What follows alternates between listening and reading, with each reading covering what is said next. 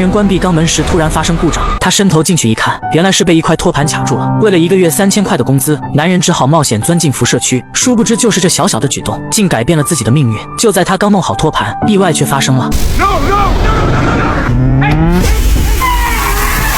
工友们看到这一幕后，急忙上前想要撬开肛门，却被赶来的工头给阻止了。只因这样会损坏价值昂贵的肛门，以及耽误流水线的进度。等里面的工序流程走完后，昏迷的男人被机器人给拉了出来。虽然他很快就清醒了过来，但一旁的机器人却告知他的身体遭到长时间的辐射，生命只剩下倒计时5天。公司总裁得知消息后，赶过来看了男人一眼，却只是让工头把他给赶走，别浪费这里的床单。殊不知自己惨无人道的做法，很快就迎来了男人的报复。机器人接到命令后，掏出一份工伤免责协议，逼迫马克在上面签字，紧接着掏出一瓶镇痛剂，可以让他在5天内没有痛苦的死去，但换来的却是被工厂赶了出来。奄奄一息的马克明白，要想活下去，只有前往极乐空间，用那里的医疗舱才能治好身上的绝症。于是，在好友的陪同下，马克找到当地的地头蛇杰克，希望他能帮自己偷渡到极乐空间。杰克听到此话，立马拒绝。尽管马克替自己蹲过3年的监狱，但代价还远远不够。当得知马克还有5天的时间可活，杰克瞬间改变了想法，因为他正需要一个不怕死的人来帮自己完成一件疯狂的事，那就是绑架一位来地球出差的富豪，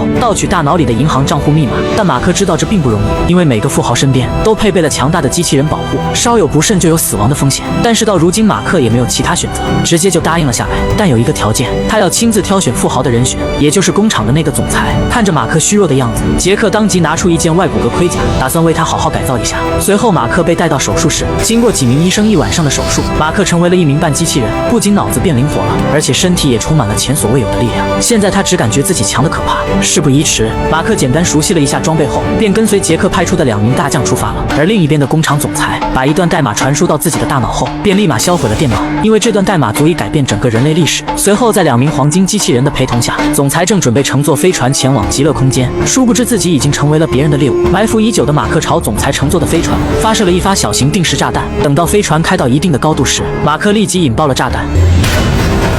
Critical engine failure。虽然飞船坠落在地，但凭借坚固的外壳，坐在里面的总裁安然无恙。当看到不远处驶来一辆车时，总裁却丝毫不慌，直接下令解决掉他们。一名机器人走出机舱，扔出一枚手雷，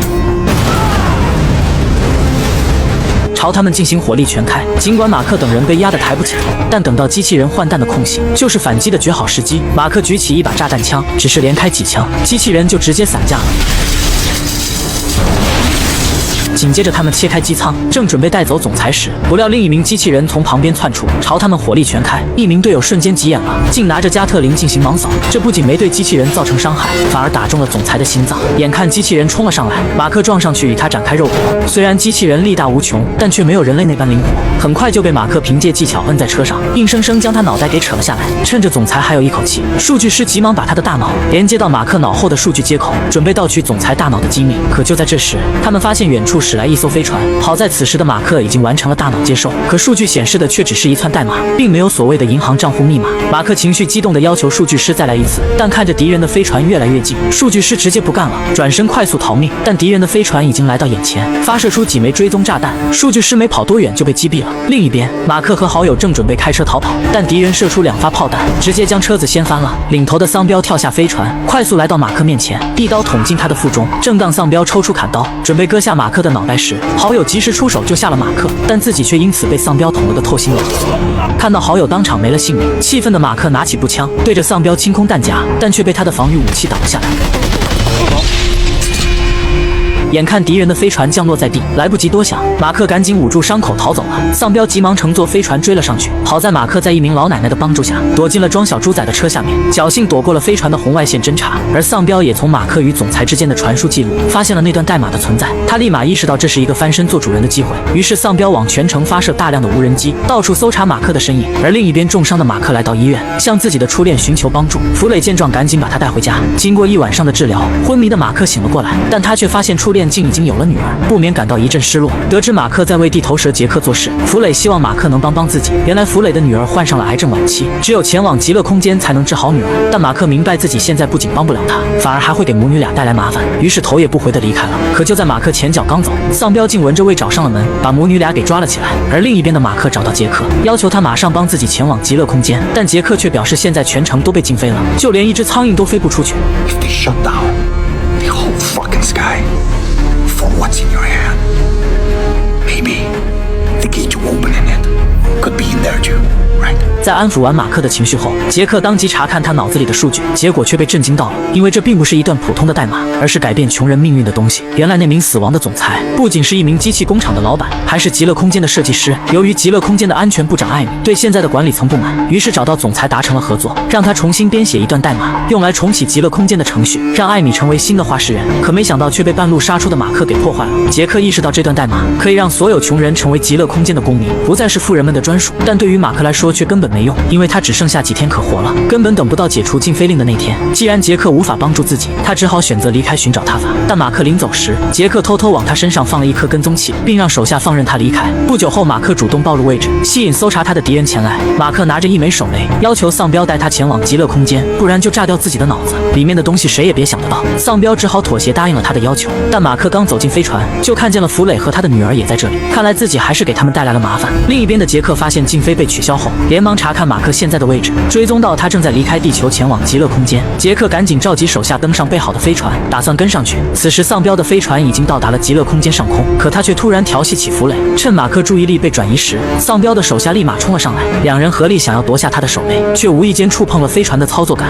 飞船在空中摇摇晃晃，剧烈的颠簸让马克松开了手雷，掉在了丧彪的旁边。下一秒，手雷炸掉丧彪的半张脸，而飞船也受到重创坠毁在地。虽然马克有外骨骼机甲的保护，没有受到任何伤害，但弗蕾的女儿却因此陷入了昏迷。弗蕾赶紧抱着女儿闯入最近的房子，打算用医疗舱治疗自己的女儿。可由于没有合法的公民身份，医疗舱根本没有任何反应。赶来的大头兵用电枪击晕了弗蕾，而马克也由于体力不支，同样被电晕了过去。随后他被带上手术台，艾米命令手下将马克脑子里的数据取出来。尽管他会马上死去，但谁又会在乎一个穷人的生命？反之，身为雇佣兵的丧彪却能享受到顶级医疗舱的治疗。尽管他被手雷炸得面目全非，但借助这台医疗舱依然能恢复如初。被手雷炸成半张脸的男人，只是用医疗舱轻轻一扫，就瞬间恢复了容貌。在经过简单的电击后，原本将死的男人竟奇迹般的活了过来。可他还没高兴2秒，就遭到了顶头上司的责骂，但上司却没注意到，丧彪的情绪变得极度不稳定。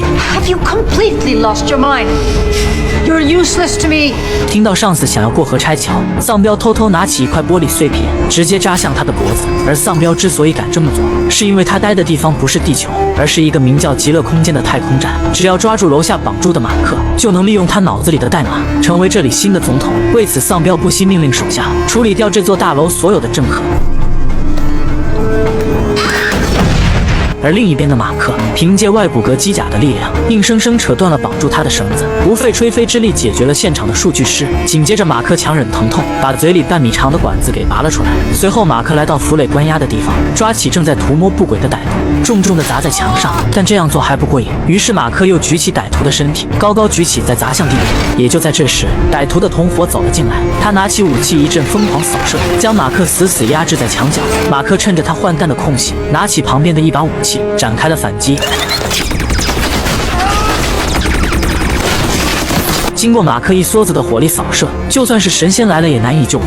随后，马克带着弗蕾来到电梯旁，让他先去地面寻找医疗舱，治疗怀里身患绝症的女儿。可弗蕾却表示女儿没有公民身份，医疗舱根本就不会有反应。但马克坚定地说自己会想办法搞定。在告别母女俩后，身后的舱门突然传来动静，马克举起枪严阵以待。这时，旁边的舱门打开，原来是杰克带着手下赶来。现在他们达成统一战线，准备前往大楼的中央控制系统，打算用马克脑子里的代码重启极乐空间的程序。但就在这时，身后的丧彪追了上来，他甩出2枚飞镖击中一人，紧接着快速躲到墙后面，随后按下了引爆开关。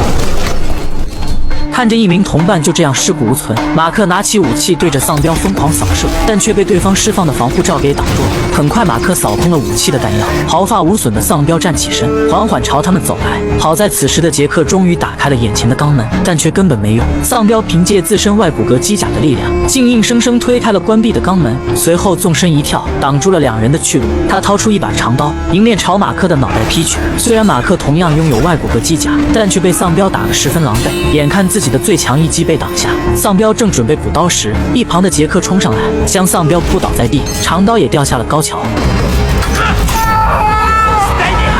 很快，马克与丧彪再次展开肉搏，但身患绝症的马克根本不是丧彪的对手，很快就被打得连连后退。眼看打不过对方，马克抓住丧彪跳下高桥，准备同归于尽时，却意外拔掉了丧彪后脑的神经系统。失去外骨骼机甲控制能力的丧彪坐在原地无法行动，很快就被爬上来的马克摁在栏杆上疯狂摩擦，随后马克直接将他扔下了高桥。而此时的杰克也成功打开了中央控制室的舱门，马克把数据线插入自己的后脑，但杰克经过一番操作才发现，如果把马克脑子里的代码弄出来，马克就会立马脑死亡，而且医疗舱也无法救活他。不过马克却完全不在乎，为了自己心爱之人的女儿以及地球上苦不堪言的同胞，他毅然地按下了确认键。随着一串串代码的运行，极乐空间的程序重启之后，弗蕾的女儿自动拥有了公民身份。经过医疗舱的治疗运行，女孩体内的白血病细胞被瞬间清除，成为了一个健康的孩子。而需要治疗的可不止她一个。极乐空间的智能系统检测到地球上还有无数患有疾病的新公民，于是立马派遣了所有的飞船前去接应。很快，飞船降临在了地球。随着舱门缓缓打开，里面的机器人把需要治疗的公民全部送上了飞船。